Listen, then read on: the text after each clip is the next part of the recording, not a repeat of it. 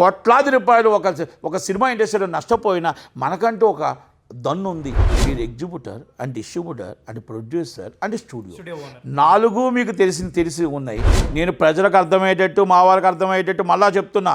అయ్యా రాజాసాబ్ 300 రూపాయలు పెట్టి రాజా వెడ్స్ రాంబాబు కూడా 300 పెడితే సినిమా చూస్తారా అని అడుగుతున్నా. Hi hello welcome to Telugu. నేను మీ యాంకర్ శరత్. ఇవాళ మనతో పాటు నట్కుమార్ గారు ఉన్నారు. సార్ నమస్తే సార్. నిన్న ఛాంబర్ ఎలక్షన్ ఏదైతే జరిగిందో అంటే మీరు అంటే ఓడిపోయినందుకు మాకు కొంచెం బాధగానే ఉంది, కానీ మీ పాప గెలిచినందుకు కూడా కొంచెం సంతోషంగా ఉంది. ఛాంబర్ ఎలక్షన్స్ అంతా చూసాము అండ్ సురేష్ బాబు గారు గెలవడం జరిగింది. ఇప్పుడు నాగవంశి గారు కూడా వైస్ ప్రెసిడెంట్ అవ్వడం జరిగింది. ఏంటి మొత్తం ఎలక్షన్ అంతా మీరు దగ్గరుండి చూసారు, ఎలా అనిపించింది? అండ్ ఇప్పుడు వాళ్ళకి ఉన్న సవాళ్ళు ఏంటి? అంటే గెలిచిన వాళ్ళకి అభినందనలు, గెలని వాళ్ళకి శుభాకాంక్షలు. ఎందుకని సార్? ఎందుకంటే గెలిచిన వాళ్ళ మీద బాధ్యతలు ఉన్నాయి. గెలని వాళ్ళ మీద వాళ్ళు చేసిన వాగ్దానాలని ప్రజల ఏదైతే వెల్ఫేర్ మెంబర్స్ ఉన్నారో మెంబర్స్ వాగ్దానం ప్రతిపక్షంలో 17 మందిని కూర్చోబెట్టారు మా తరపు నుంచి. వాళ్ళందరూ శుభాకాంక్షలు ఎందుకు చెప్పానంటే వాళ్ళు చేసిన వాగ్దానాలు మెడిక్లెయిమ్ కానీ ఇంకోటి కానీ చిన్న సినిమా నిర్మాత కానీ డిస్ట్రిబ్యూటర్ కానీ ఎగ్జిబ్యూటర్ కానీ మా అన్నీ కూడా చేయించవలసిన బాధ్యత రెస్పాన్సిబిలిటీ ఓడిపోయిన వాళ్ళ మీద ఉంది. ఓడిపోయిన ప్యానల్ అంటే 17 మంది గెలిచాం ప్రతిపక్షం. గెలిచిన వాళ్ళు అవన్నీ చెయ్యాలి. అవన్నీ ఫస్ట్ మీటింగ్ అని 3 months దాకా చూస్తాం. ఇవన్నీ చెయ్యాలి. మేమేమన్నాం మా దాంట్లో కూడా నేను చెప్పాను, అధికార పక్షంలో నేను స్వపక్షం.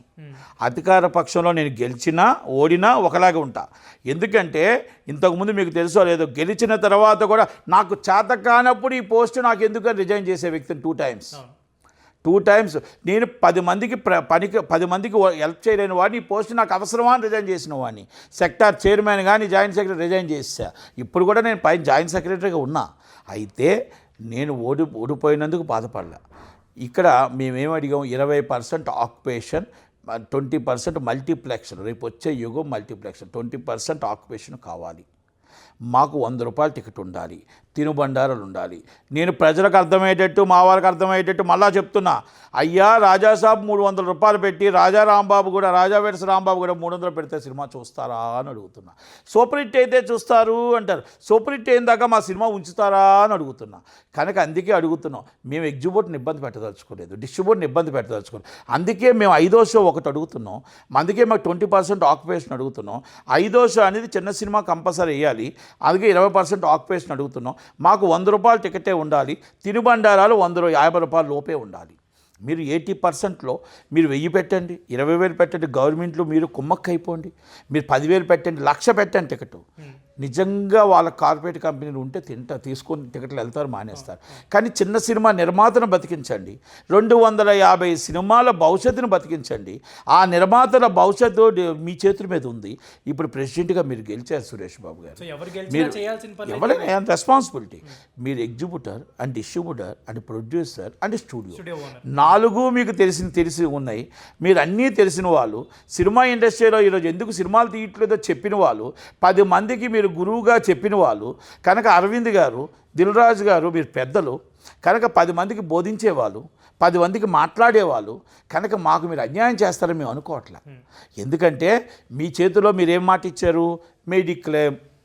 మాకు అందుకే డిస్ట్రిబ్యూటర్లకి ఎగ్జిబ్యూటర్లకి ప్రొడ్యూసర్స్కి చాలామంది దెబ్బలు తినేస్తే నష్టపోతే వాళ్ళు నష్టపోయి చిద్దుకుపోయి ఆర్థికంగా ఆరోగ్యంగా లేనప్పుడు డబ్బులు హెల్త్ డబ్బు కట్టుకోలేక, అలాగే డెత్ ఫండ్, అలాగే పెన్షన్ లేక నానా బాధపడుతున్నారు. మీరు పెన్షన్ ఎక్కడి నుంచి ఇస్తారు, ఎలాగిస్తారని అడగట్లా. మన ఛాంబర్ నుంచి డెత్ ఫండ్ ఇవ్వాలి, మన ఛాంబర్ నుంచి పెన్షన్ ఇవ్వాలి, మన ఛాంబర్ నుంచి ఇన్సూరెన్స్ హెల్త్ క్లెయిమ్ ఇవ్వాలి. అది ఎలాగిస్తారు? మనం ఉన్న ఆంధ్రప్రదేశ్లో మనకున్న ప్రాపర్టీస్, ఇక్కడున్న ప్రాపర్టీస్ అన్ని డెవలప్ చేసి దాని మీద రెంటల్ రూపంగా కమర్షియల్ రూపం పెట్టి దాని మీద వచ్చిన ఇన్కమ్ వెల్ఫేర్ ఫండ్ పెట్టేస్తారా? లేకపోతే ఇన్కమ్ సోర్స్ ఉంది.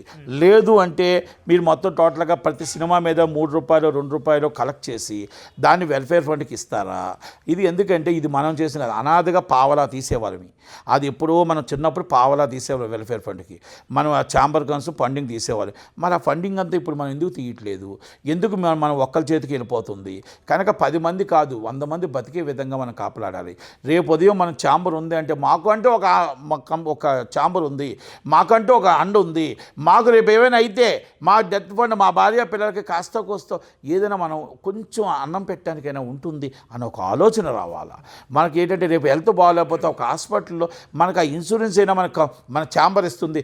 కోట్లాది రూపాయలు ఒక సినిమా ఇండస్ట్రీలో నష్టపోయినా మనకంటూ ఒక దన్ను ఉంది అన్న అభయస్తూ రావాలి. మీకోసం వచ్చి కష్టపడి ఓట్లు వేస్తున్నారే, మీకోసం వచ్చి పాపం ఏమనుకున్నా ఎండనక వాననక వచ్చి మీకోసం పిలుస్తుంటే వచ్చి ఓట్లు వేస్తున్నారు. దీనికోసం ఆశిస్తున్నారు.